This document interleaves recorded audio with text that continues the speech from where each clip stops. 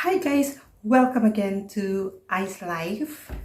So it's been a while na hindi nakapag-upload si Ice Life ng video. So as you can see sa ating title, dahil wala na akong maisip na what do you call this, na mai-upload at gawing content sa aking channel. So since naman these past few days I'm into mga alahas-alahas, mga gold. So why not pag-usapan natin?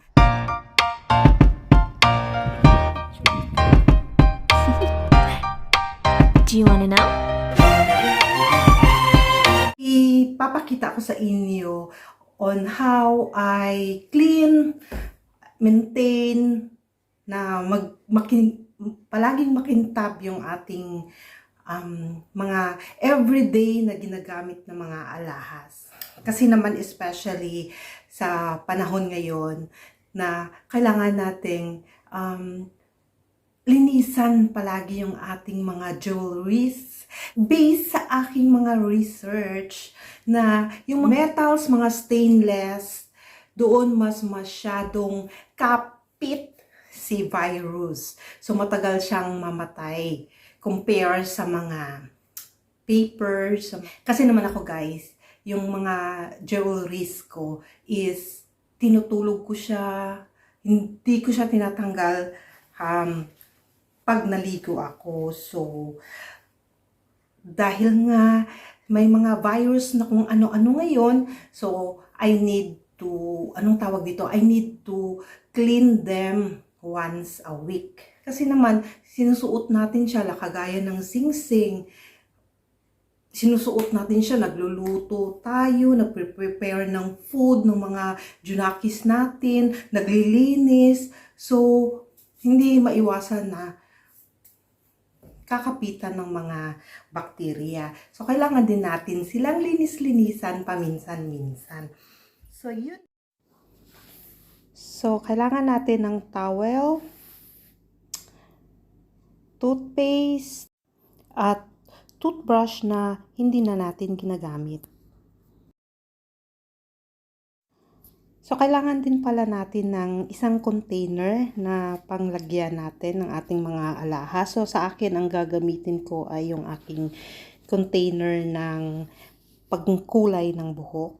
So, lagay natin siya dito. Lagyan natin ng konting tubig at kunin ang ating toothbrush. Lagyan ng konting toothpaste. So, umpisahan na natin ang paglilinis, especially yung sa sulok, sa kailaliman ng ating singsing. Brushin lang natin siya ng maigi.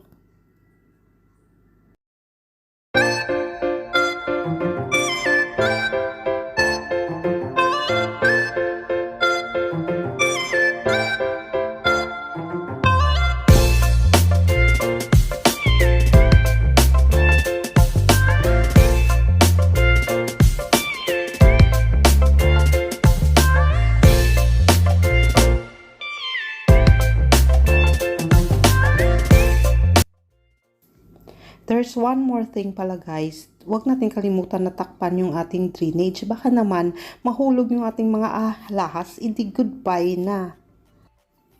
So eto na nga, babanlawan na natin tong ating binabad na mga jewelries natin. So naibabad ko na to guys ng overnight. So umaga na ngayon. So bago pa magising yung ating mga junakis, unahin na natin tong banlawan. At baka pakialaman ng mga to, goodbye ulit.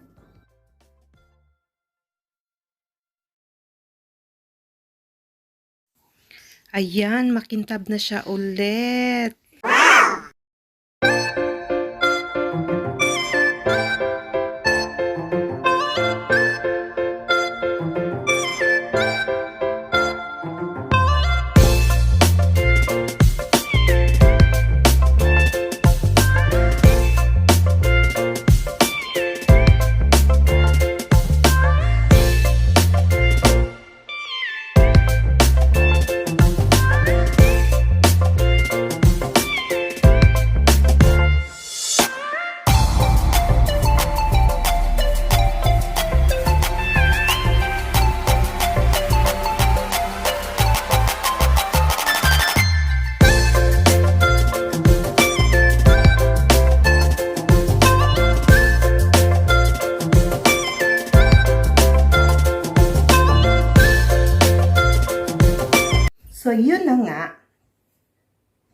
nasabi kong I'm into gold this past few days.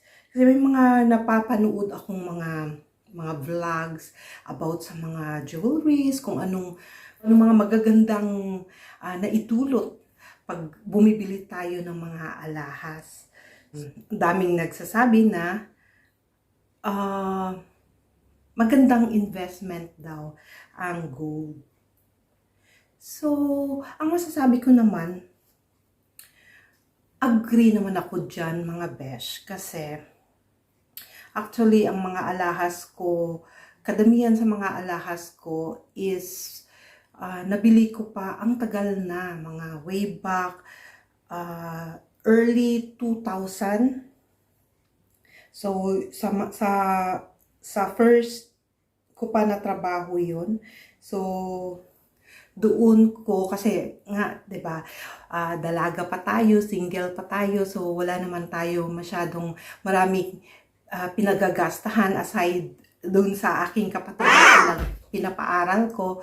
So bumibili ako, nag-uumpisa akong bumibili ng mga anik-anik. And then mostly naman ang hinahanap ko para makamura is yung naghahanap ako ng subasta na. So kung bibilhin mo siya is napakamura na lang. So after 10 years pala ay hindi ko akalain na nung pina-appraise na namin siya at nagipit nga tayo, nagulat ako sa appraisal. Presyo ng pagkabili ko is naging doble, ang iba pa is triple pa ang appraisal niya after 10 years. So, yun ang laking tulong nun sa akin mga besh nung time na yun.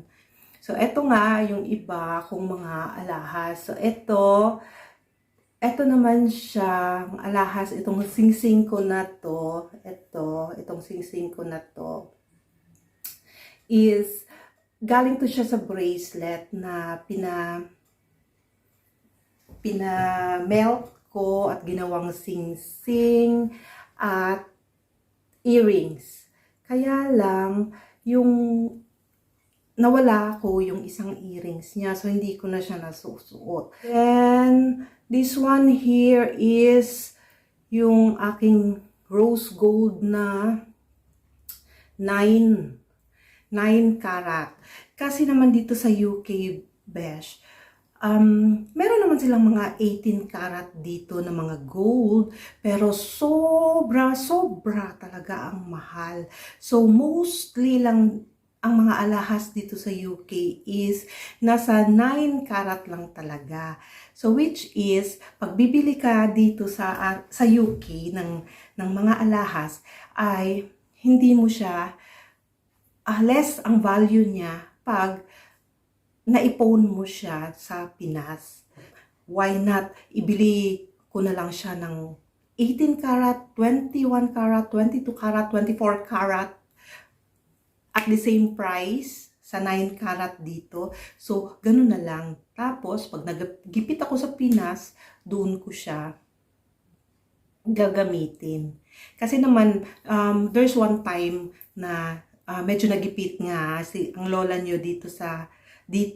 So, pinatingin ko, hindi kasi wala masyadong pawn shop dito sa UK, mahihirapan ka. Parang wala silang ganun. Kung meron mang shop na tumatanggap, ay nako, sobrang iba yung sistema nila dito. Like, nasa 25% yata yung ipapatong nila na interest. So, mahihirapan kang habulin ang pera mo. So, anong tawag dito? So, hindi din sila nag-a-accept dito ng mga more than 9 karat na mga jewelries. Kasi nga, pag na subasta siya, hindi mo na siya nakuha ulit, mahirapan silang ibenta yun. Kasi yung market nga dito, wala ngang wala nga masyadong higher sa 9 karat. Merong 18 karat, pero sobrang mahal na. So, kapersyon, sinong bibili ng 18 karat dito na halos hindi mo ma-afford na yung presyo? So, yun, hindi nila tinatanggap yung mga 18 karat, malalaking karat na jewelries dito pag ipupon mo siya. So, yun. Sana may natutunan kayo kahit papano sa ating content ngayon.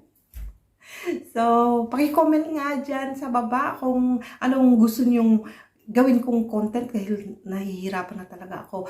Ang hirap na talagang mag-isip kung anong gawing content, mga best. Lalo na at medyo malamig na dito, hindi na tayo nakakalabas-labas. Before I end this video, isa-shout out ko lang yung ating mga ka-teams dyan, Team Premier at saka Team Kulkog. Miss ko na kayo. Well, anyway, sa aking Ayers Clan, be safe always mga lalabs.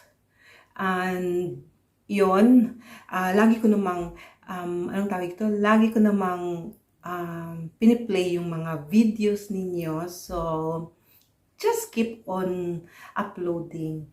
So, regards to Ate Rachel Kasingal, Sis Adia Yus, Sis Louie Fernandez, Buhay Italia Jen and Family, mega love, shout out to you. Tagal-tagal mo na rin walang upload, appear tayo dyan.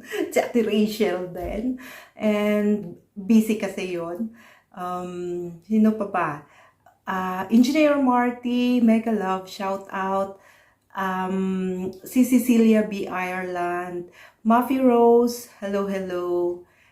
Ay, kay Poging Dasol Vlog, thank you for joining my Ayers Clan, Pogi. And then to my all-star members, Karil Soluterio and Sis Sweet C, mega love, shout out to all of you. So, yun lang guys. Be safe everyone. And bye-bye.